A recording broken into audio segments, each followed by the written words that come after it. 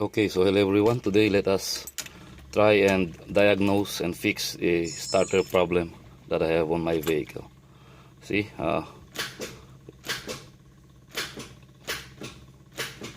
it will take a few clicks. Actually, this problem has been bothering me for a couple of years now, and I think it's high time for me to fix this.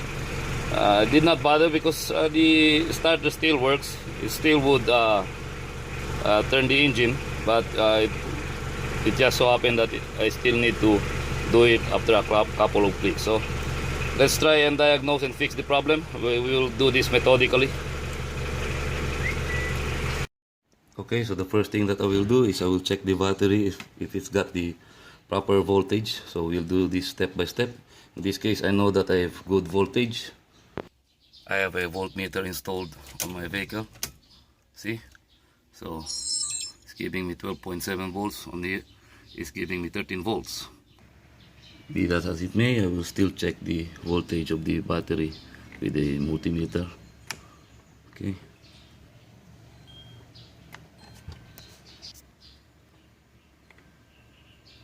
Okay, so it's giving us a reading of 13.01 volts.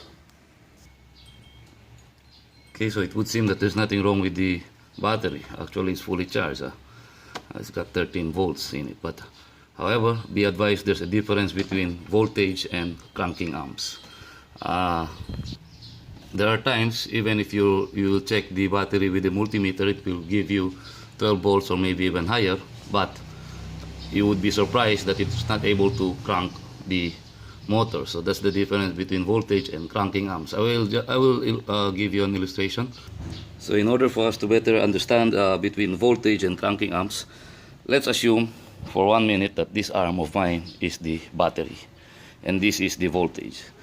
Say for example this is 12 volts, or maybe in this case 12 kilos, and I will try to lift that up, and if I can lift that up like so, I know that my battery is able to put out 12 volts, or in this case 12 kilos. Okay, just assume that this is 12 kilos. So that is, when you check it with the multimeter, your battery, your arm, so you've got the strength of 12 kilos, meaning you're able to lift 12 kilos. Now cranking amps is how many times you can lift that 12 kilos. Now it may tell you that your battery is able to carry 12 kilos or 12 volts, but cranking amps is how many times you can do that repeatedly. See? So basically, just because your battery is reading 12 volts doesn't necessarily mean that it's a good battery. You still need to check for cranking amps. Now the simplest way of checking for cranking amps is to say, for example, this battery would not be able to crank your engine, and try to use this battery on another vehicle and see if it does the same, or if it's able to start that engine or the starter of that engine without a problem. Then you can say that there's something wrong with your battery. So like I've said, there's a difference between voltage and cranking amps. Okay, so the next thing that we'll do is we will try to check if the contacts or the battery terminals are clean.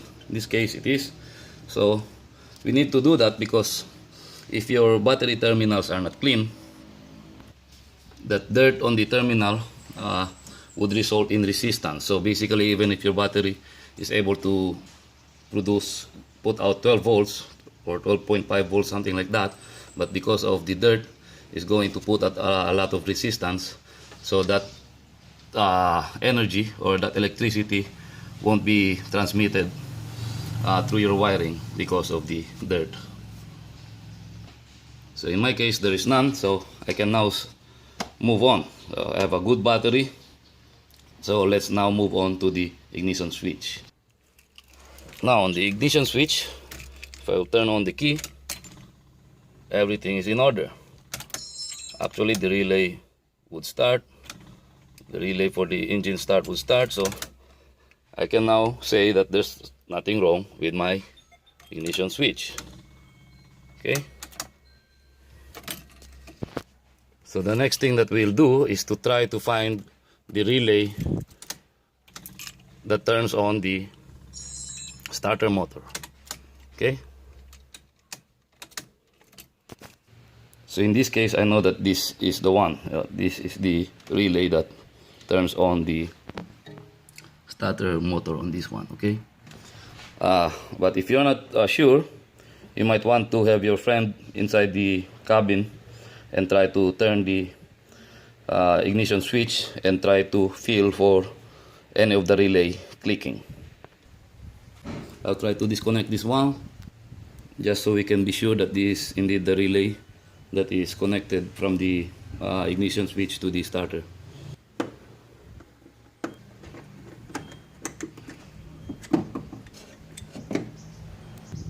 So I will now try to disconnect this, and let's see. Let's turn on the ignition switch, and should the clicking disappears, then we can be sure that this is indeed the relay for the starter. Okay, I'm going to turn on the ignition switch. So there's none. The clicking has disappeared. By the way, if you're wondering what that sound is, it's from the fuel pump. I have a video of that as well. So let's try to connect it again. Let's confirm.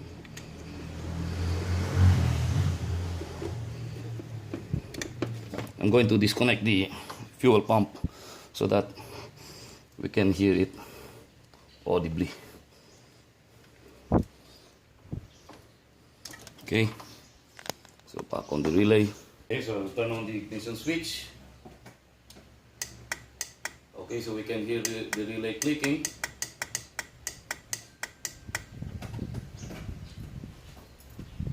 I will disconnect this thing, and let's see if that clicking disappears.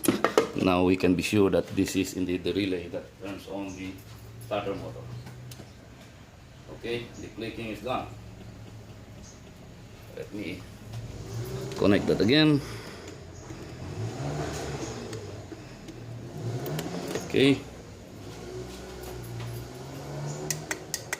Okay, so we're now sure that that is indeed the relay. Now, before we assume that there's nothing wrong with the relay, just because we hear it clicking, we still need to check for continuity. Okay. This is from the battery, and switching on the relay is supposed to connect these two terminals. This wire right here is going to transmit that energy or that electricity towards our starter. So we are going to check if these two has continuity whenever this relay is switched on. Okay, so I'll put this on my continuity test. Okay, so should be okay. Okay, so I have my test probes attached to the terminal, and should I click the relay, it should beep. Okay, I mean turn on the ignition switch. Okay, so basically you heard that. Okay, so we've got continuity. So now we can rule out the relay. So we are sure that the relay is working. So the next thing that we'll do is to find out if there is electricity in here. Basically, we switched on the relay. The DC volts from here is going to be transferred on this next wire. Okay. Okay, so a simple diagnostic tool that we can use is something like this. Basically, we just need to touch this on any part of the body of the vehicle. In this case, I touch it on the bolt attached to the radiator, and let's see if this is going to light up. It should. So now I'm sure that there's battery energy on this side. So on this other side there's none. So if we're going to switch on the relay, basically it's going to connect this and this. Okay, so let's still check for volts, because maybe although there's electricity that's able to light this up, but maybe it's not enough voltage. For some reason, maybe the wiring, there's got resistance in it, so from the battery it may produce 12.6 volts, but on here it may only be something about 3 or 4 or maybe 6 volts or anything like that. So let's check it with the multimeter. I will now put it on volts DC. Okay, so the positive probe is there, and then I will connect the negative on the volt. So there's 12.6 volts, so we've got good connection, so we can rule that out now. Maybe, just maybe, even though we've got good 12.6 volts here, when we switch on the relay, maybe when it comes out of this one, it's not already 12.6 volts. So let's do that also, just to roll things out. Like I've said, we are going to do this methodically, step by step, just so we can be sure that when we are going to perform our relays, there's no guesswork. Okay, so I'll turn on the ignition switch again, and let's see if this is putting out 12 volts on this other side. Okay, I'll insert that there. I'll put it here so you can see. I will connect the test probe on here. Okay, and let's try to switch on the ignition switch.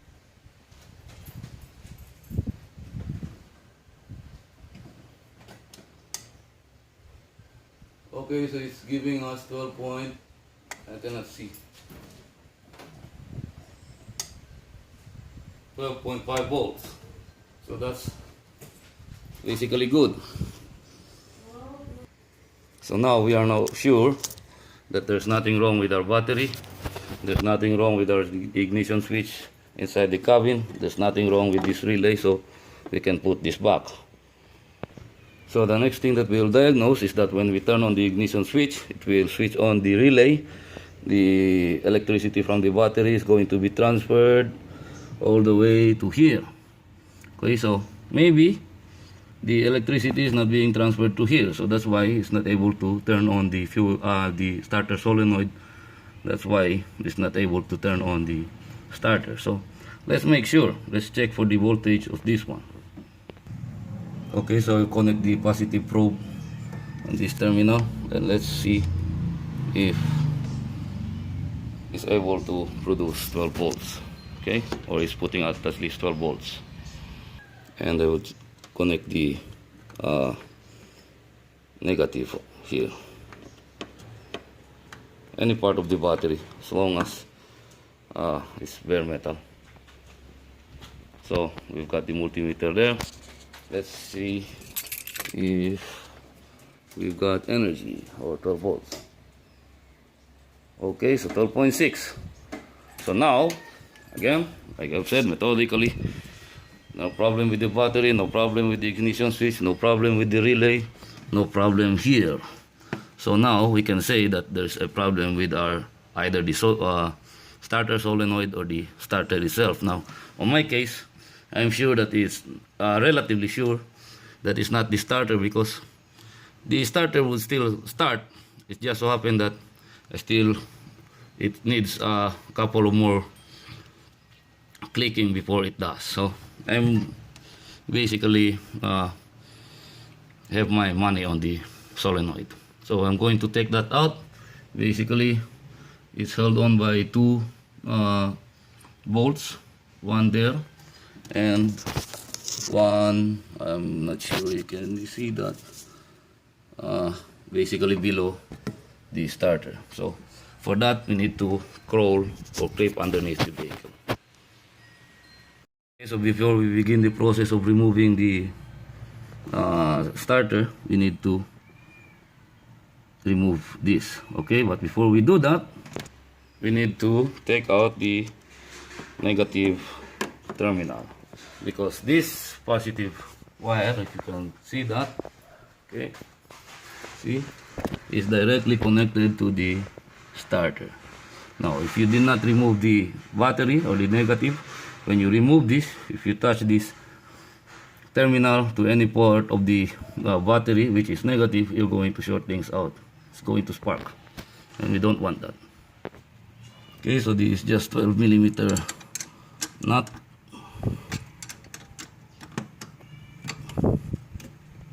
See, if you did not disconnect that, if we're going to touch this wrench, something like that, it's going to short anything out, because like I've said, you should know that every part of the battery, the body, including the engine, so long as it's bare metal, is part of the negative terminal. Okay, so we can now remove the starter and we'll clip underneath. Now, before we clip underneath, I cannot emphasize this enough. Put your vehicle on jack stands, okay? Even though you've got clearance and you can clip underneath like this, so let's try to avoid this situation wherein your tire is going to abruptly lose its pressure, and then it's going to fall down on you while you're underneath. It does not happen a lot, but let's just avoid the situation where it's going to happen, and it just so happen that you're underneath the vehicle. So safety first. Okay, so now our vehicle is now on jack stands, so now we can now safely creep underneath the vehicle. Okay, so basically our starter is there. I hope you can see that. And we've got the bolt here and another on that side. Okay, so this is 14 millimeters.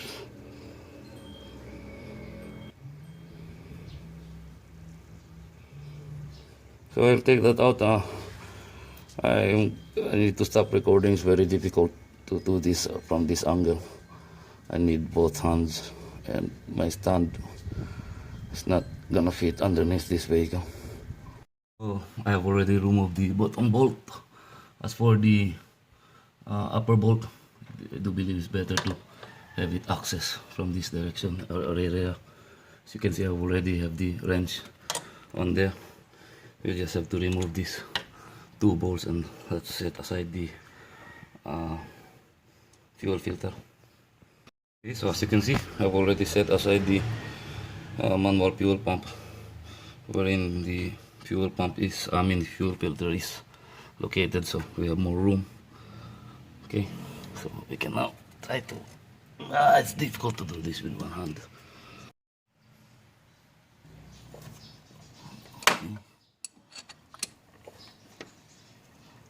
Okay, so I can now just do this by hand. Okay, so we can now remove the starter. Okay, come to Papa. Okay. Okay, so we have the starter. Okay, so now that our starter is out, we need to perform a diagnosis on this starter motor. But before that, we need to understand how this thing works. So basically, this is your motor and this is your solenoid. Every part of this body here is supposed to be the negative. This is the positive terminal of your starter motor, okay?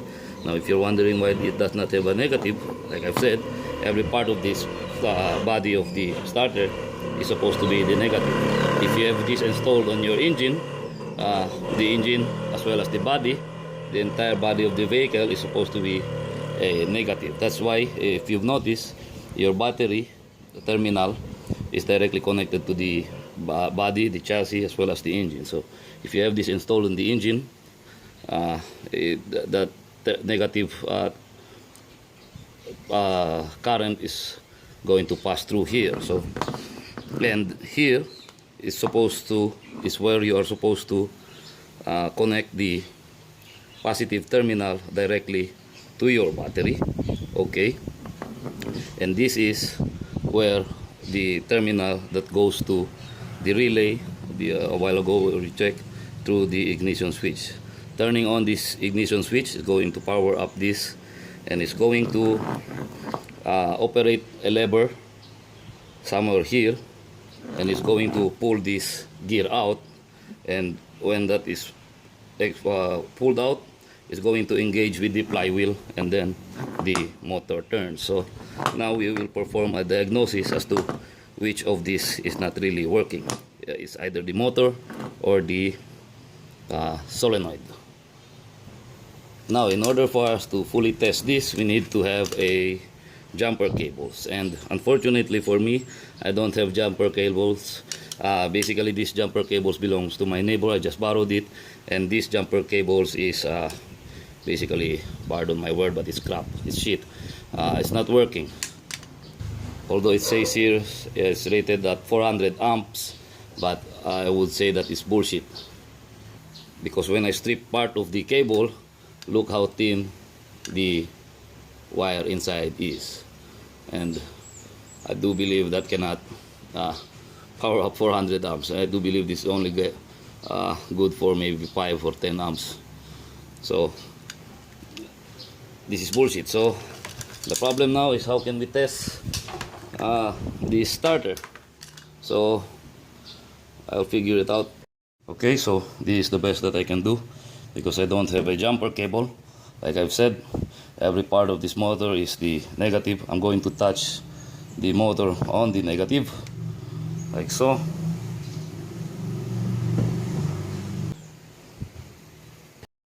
And I will just use this wire instead for the positive. Oh, this is very thin, but we will do it just for a while, a few seconds, second or two, just so we can isolate, like I've said, methodically, we can point out as to which is really not working, either the motor or the solenoid. Okay, so I put that here. Now, this is, as I said, the positive for the motor. The body of the motor is connected to the negative. Should I touch this? Should the motor run, then tells me that there's nothing wrong with the starter motor. Okay. Okay. See, as you can see, starting. See? Now, that is why we need a very thick wire, because you cannot feel it, but I can feel it. Even for that duration, the wire has already heat up. See, it's already warm.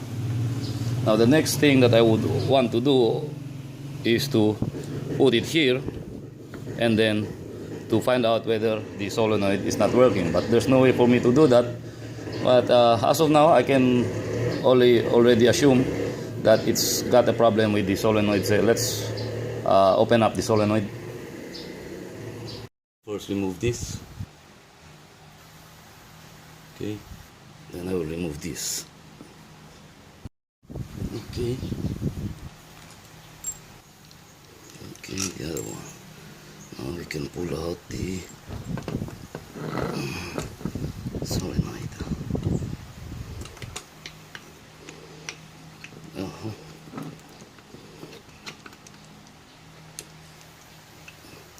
Okay, so this is the solenoid.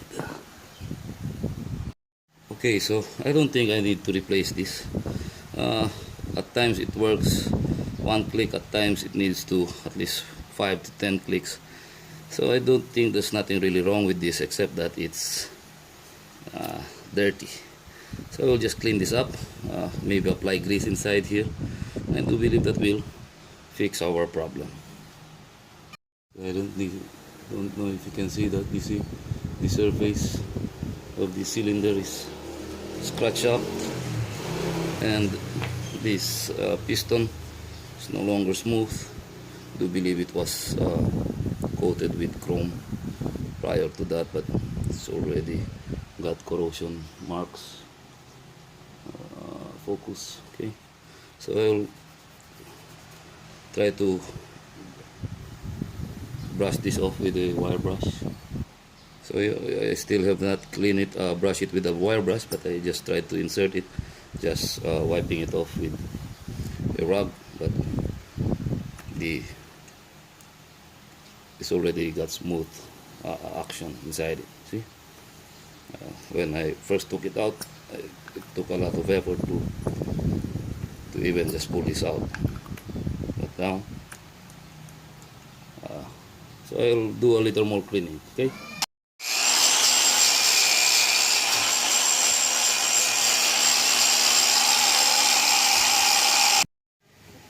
Okay, so it's definitely cleaner.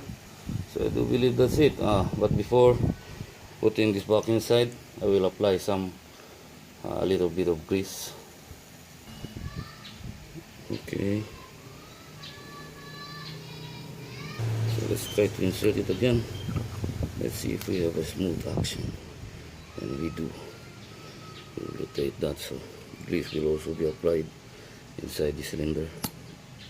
Okay. Okay, so I do believe that's it. We can now put the spring back. Okay. And voila, smooth action. Now putting back the solenoid back on, we just have to make sure that the slot is going to fit that lever inside there. That's what I told you a while ago. See, that lever, when you pull, turn on the solenoid, is going to pull on this, right? So, and it will push out the gear, and then that will turn on the starter motor, and then it will it's already engaged on the flywheel, and then it will turn. Okay, so just make sure that's like so. Okay. Okay, so we install the solenoid back.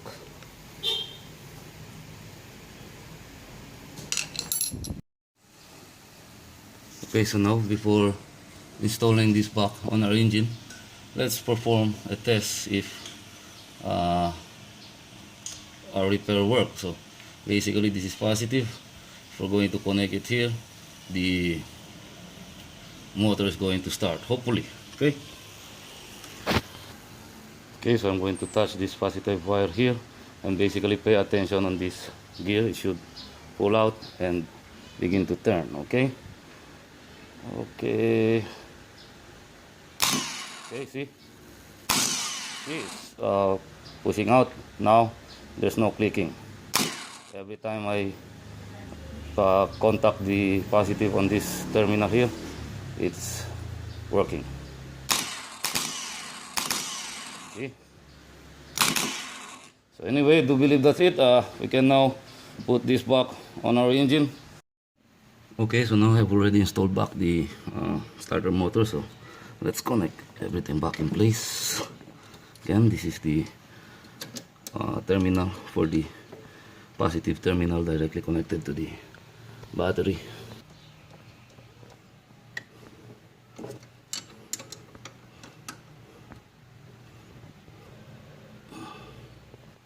Okay, so let's put the oil pump back on.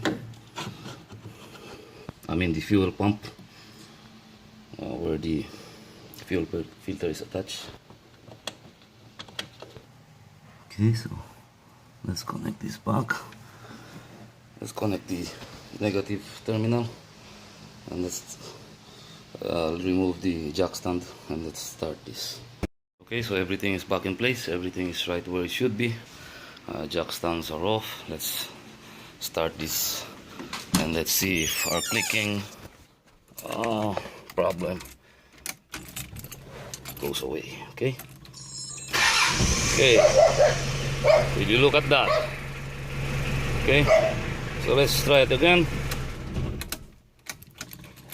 Again.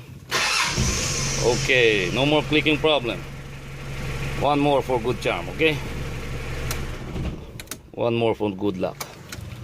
Okay. So anyway, I do believe that's it. I'll turn on the AC. We no longer have the clicking problem.